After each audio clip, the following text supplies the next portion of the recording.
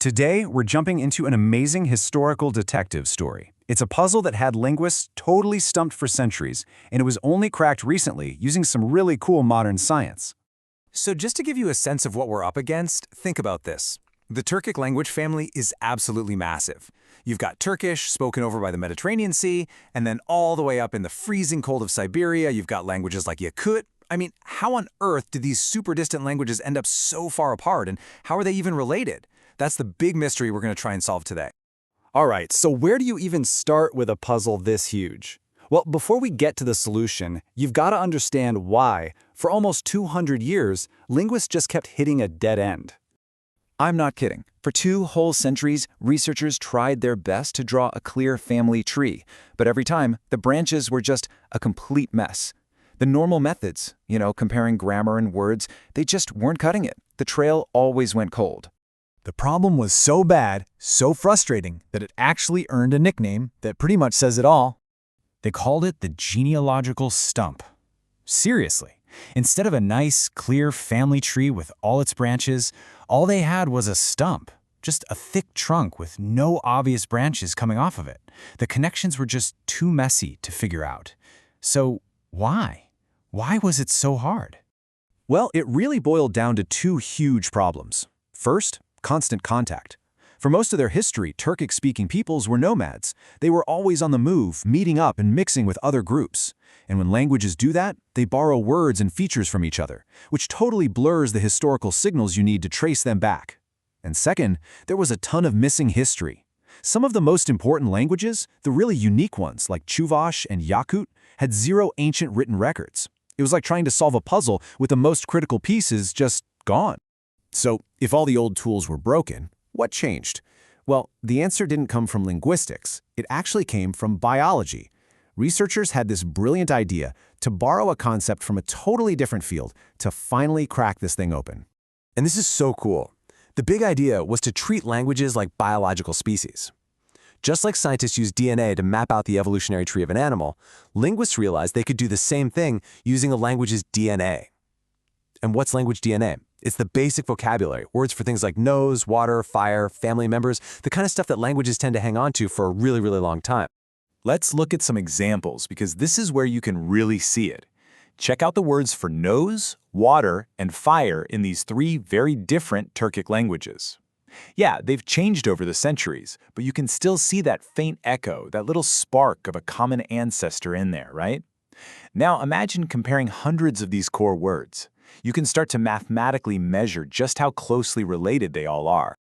The super-powered tool they use to do this is called Bayesian phylogenetics. Now don't let the name scare you. Basically, it's a powerful computer program that just chews through all this vocabulary data. But here's the clever part. Instead of giving you one single right answer, it runs thousands of simulations and tells you which family trees are the most statistically probable. It's kind of like a weather forecast, but for the past. So, armed with this language DNA and this powerful new tool, researchers could finally get past that old stump and build a real family tree. And what they found was pretty incredible. The first bombshell was the age of the family. The computer model crunched all the numbers and came back with an answer. The original mother tongue, what we call Proto-Turkic, was probably spoken around 2100 years ago. That's about 66 BC. For the first time ever, we had a solid date for where it all began. And once they had that starting date, that root for the tree, the model could finally map out how the whole family split apart over time. That branching structure that was hidden inside the stump for so long was finally about to be revealed. So here's the story the tree told. The very first group to break away was something called the Bulgaric branch.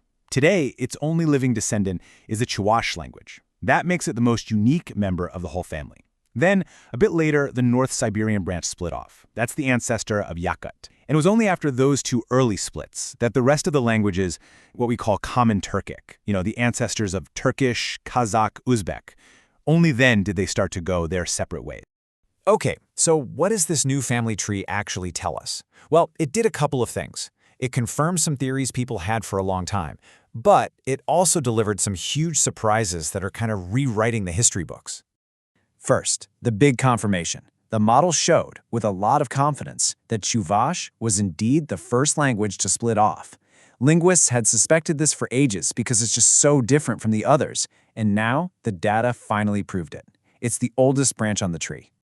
Next up, something that got totally debunked. For a long time, people just lumped a bunch of languages in Siberia together and called them Siberian Turkic. Well, this new tree shows that's just wrong. The North Siberian languages like Yakut split off really early, while others split off much later. They don't form one single neat little group at all. Okay, now for the real head-scratchers. The first one has to do with Old Turkic, the language we see on these amazing medieval inscriptions. Everyone just assumed it was the direct ancestor of one of the modern branches. But nope, the model shows it's actually its own early, lonely little branch. It's less of a direct grandparent and more like a great-uncle to the modern languages. But honestly, this next one was the biggest shock of all, the one that really flipped the table. For decades, it was a foundational belief, textbook stuff, that the ancient Cuman language was the direct ancestor of modern Kipchak languages like Tatar and Kazakh. The model found no special connection at all. This is a huge deal, and it opens up a whole new mystery about who the Cumans really were. So, just by borrowing a tool from biology, scientists took a genealogical stump and turned it into a detailed family tree, telling a 2,000-year-old story of how people moved and spread across Asia. It really makes you wonder, doesn't it? What other incredible stories about our human past are just sitting there, hidden in the words we use every single day, just waiting for the right key to unlock them?